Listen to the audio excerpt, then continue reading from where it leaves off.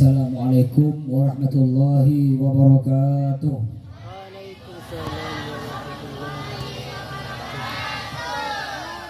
Alhamdulillah, alhamdulillah ala jami'i ta'illah alladhi amadda al-insan bilisanin yatarajjamu bihi amma hawahu qilbuhu aqalah wa yakshifu anhu sitrahu alladhi asdalah wa atraqa bil haqi madhulah wa awjaba ala ibadihi al-hajja wal umrata was-salah wassalatu wassalamu ala hamil millah sayyidina Muhammad ibn Abdullah wa ala alihi wa sahbihi wa man walah wa la hawla wa la quwwata illa billah, amma ba'du.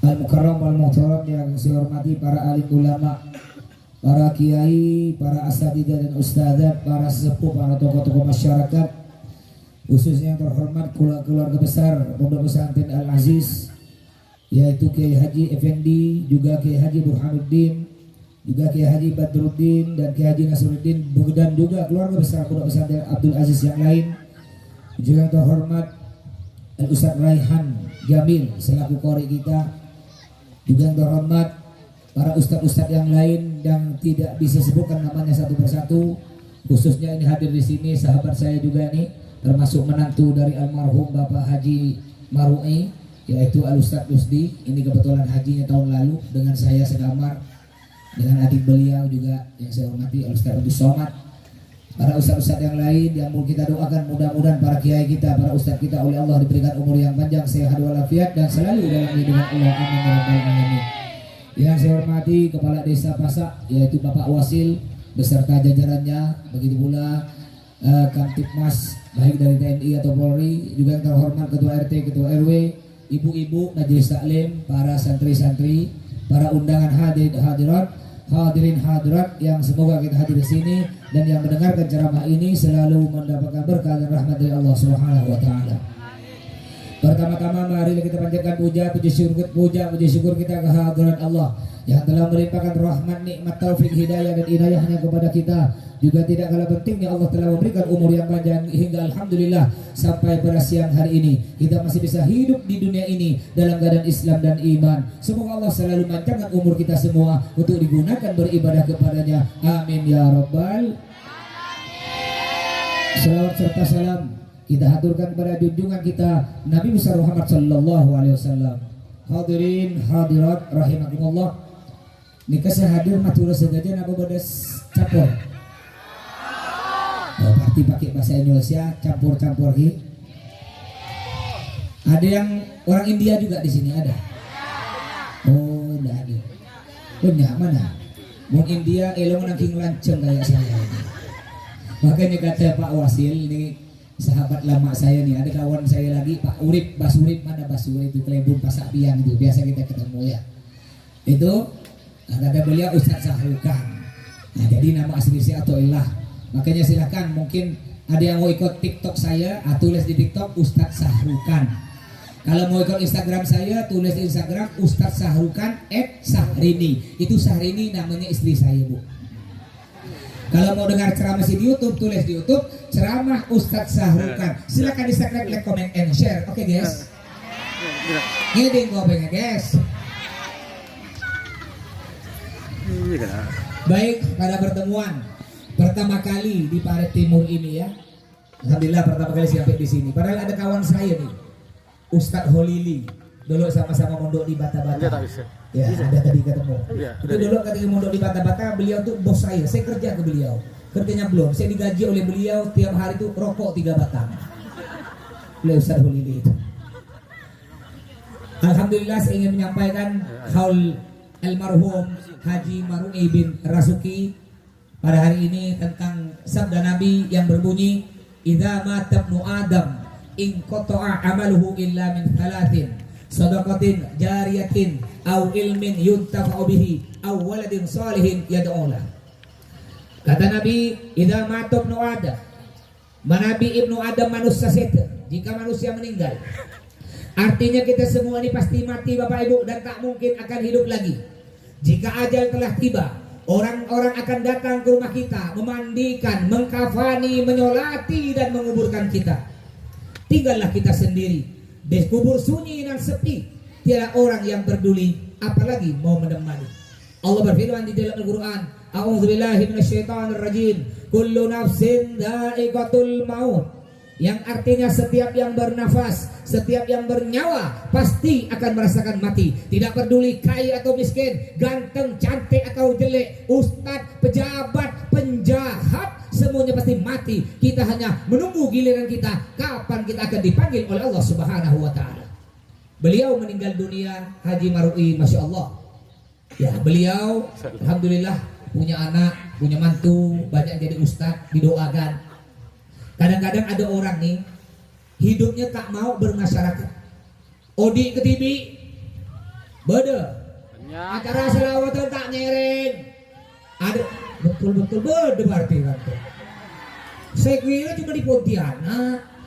Kalau di Pontianak wajar kan perumahan, banyak orang baru-baru pindah kan. Di sini kan bukan perubahan, beda. Kalau di Pontianak itu banyak. Ada orang hidup seorang, tak mau bermasyarakat. Ada tetangga meninggal tak pergi, tahlilan tak pergi, tetangga sakit di belah rumah tak pergi. Dia setiap hari berangkat kerja jam 7 pagi, balik jam 4 sore, kunci pintu, keluar tak keluar nanti habis isya, jalan-jalan ke mall sekeluarga. Itu tiap hari kerjanya. Tak tahu tetangga sebelah rumah sakit, mati atau lapar, dia tak tahu. Ingat Bapak Ibu, kalau terjadi apa-apa di rumah kita, tidak mungkin tetangga kita di seberang yang, tidak mungkin keluarga kita yang di seberang yang bantu kalau bukan tetangga kita. Di rumah kita ada kemalengan, di rumah kita ada kebakaran. Kalau kita tidak bagus dengan tetangga, apa kata kita? Tolong, tolong. Kata tetangga, nyaman, nyaman. Pulang, tutul bercoklat, pulang. Makanya kata Nabi Umar apa? Kafabil mauti mau'idhah. Cukuplah kematian itu sebagai pengingat. Sekarang kita hadir haul Haji Marui, nanti kita juga akan dihaulkan. Tadi kita baca tahlil, kita juga akan ditahlilkan.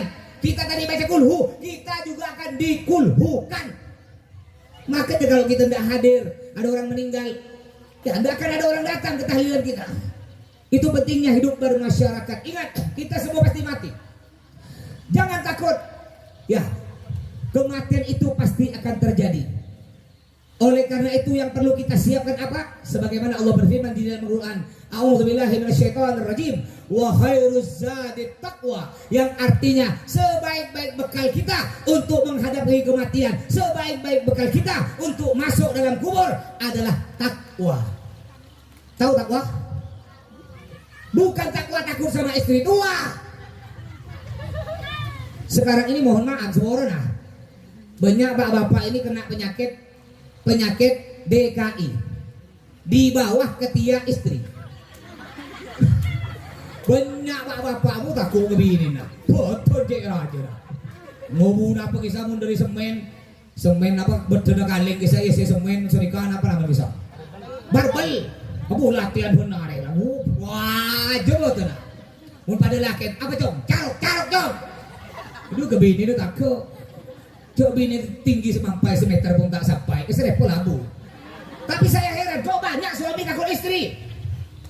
Badannya besar. Baru keluar rumah sekecil semenit bininya nelpon. Bang, di kaki. Ntar kada deh. Boleh. Bener tak bener?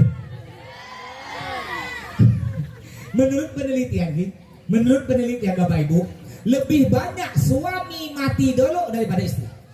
Betul nih, walaupun suaminya lebih muda, istrinya lebih tua, banyak suami mati dulu. Kenapa suami banyak mati dulu? Karena banyak suami kena penyakit ngecit mati. Kena penyakit terkejut. Makanya Bu, kalau suaminya ingin panjang umur, jangan bikin dia terkejut. Bapak pun begitu Pak. Ya bapak-bapak, jangan banyak tingkah Pak. Ya Bu ya, istri cukup satu ya, betul lah Bu? Oh betul itu, istri cukup satu di Parit Timur, satu di Parit Surabaya, satu di Singkawang, satu di Ketapang. Berapa Bu? Saya tidak ngomong 4, 1. Saya pernah tanya kepada istri saya Bu yang namanya Sahrini, Bu, saya nanya, Sahrini, bolehkah aku kawin lagi?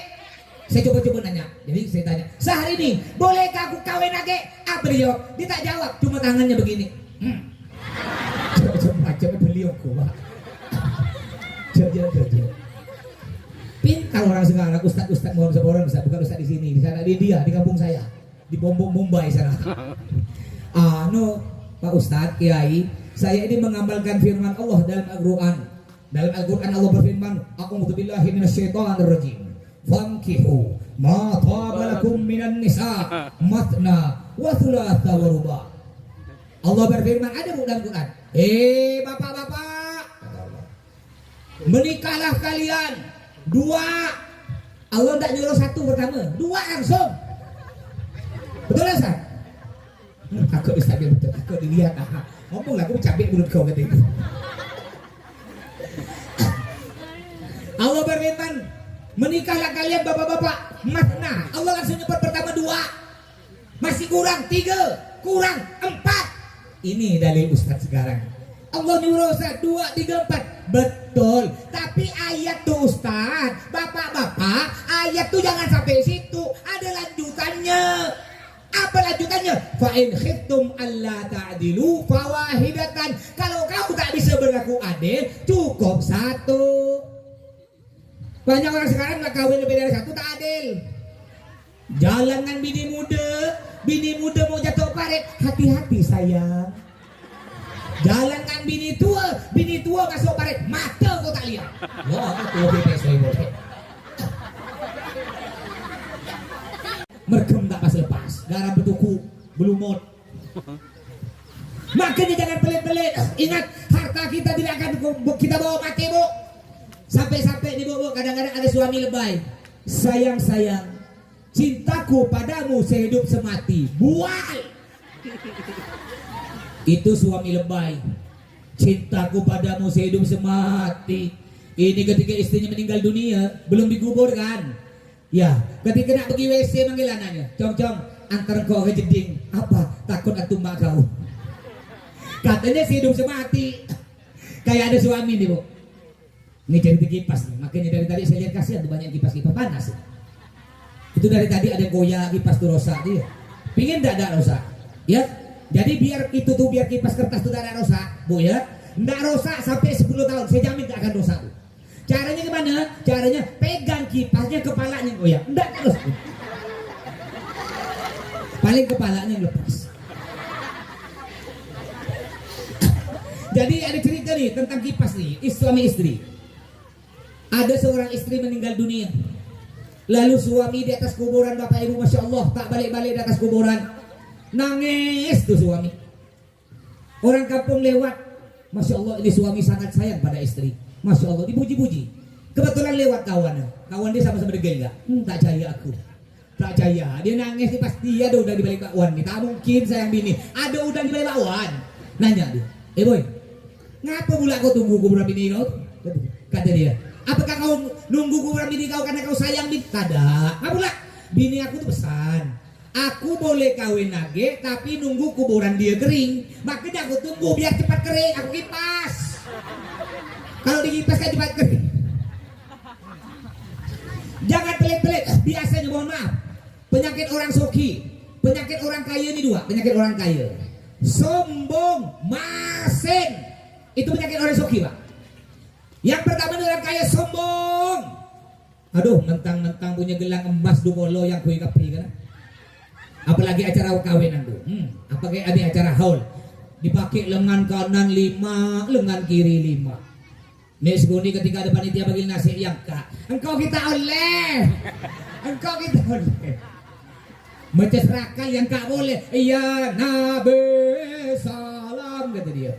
Mentang-mentang adik selok emas. Aduh, ketika antar kalau menuju raya, kakan kapinya kue aja dari kue Jakarta aja lapis sorot aja. Ada tak, Bu?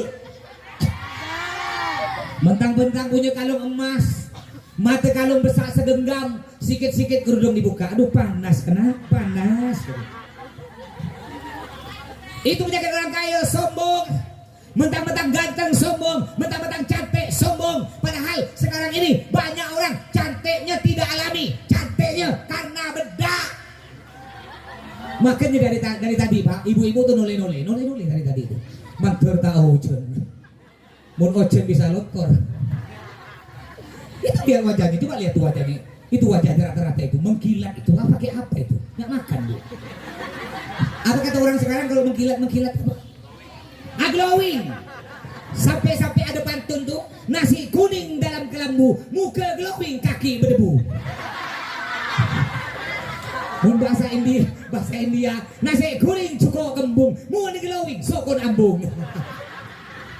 Saya bisa bahasa India, mau bahasa. Ya, lagu India, dil ne ye kaha hai dil se, mohabbat ho gaye he tum se nahi, joti aja ekdum bare berjahe cabe tahi tahu tempe tayo. Makanya bu, ibu nih istri-istri, jadilah istri yang solihah bu ya. Di antara tanda istri solihah bu, dia kalau keluar rumah ndak berdandan, kalau keluar rumah ndak bercantik-cantik. Beda dengan perempuan sekarang, kalau keluar rumah masya Allah cantik, di dalam rumah bau belacan. Betul lah? Keluar rumah masya Allah semua kerudung dipakai. Kerudung segi 4, kerudung Paris yang alek-alek itu, macam-macam pokoknya, semua gincu semua dipakai. Tapi ketika di rumah ya Allah, suami balik kerja dicium rambut bawa ketombe, cium mulut bawa petai, cium leher bawa kalpanak, dibalik badannya baunya tanah. Kadang-kadang di rumah cuma berkemban, udahlah berkemban kadang-kadang cuma pakai kotak, udahlah tali kotak lepas sebuti. Celana dalam bolong 3 buti. Udah bolong masih dipakai, ditanya kena suami, udahlah sayang ganti ya yang baru, enak bang sejuk maka aja lepas bolong telur. Kok tahu Pak Ustaz? Pengalaman.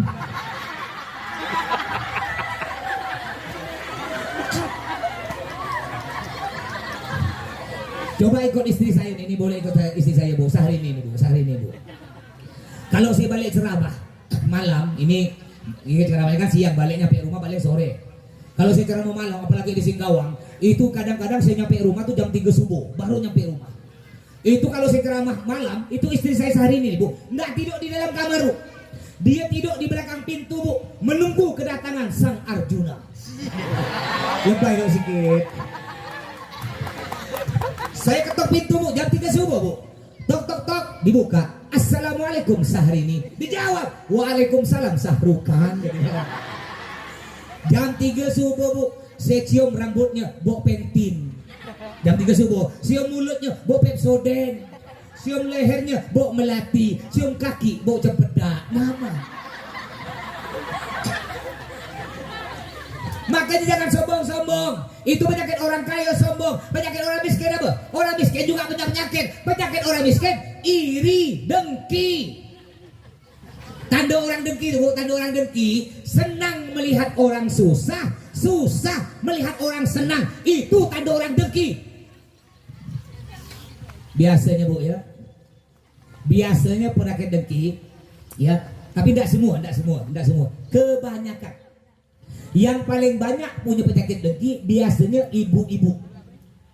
Ingat, tidak semua bu ya, tidak semua, tapi kebanyakan.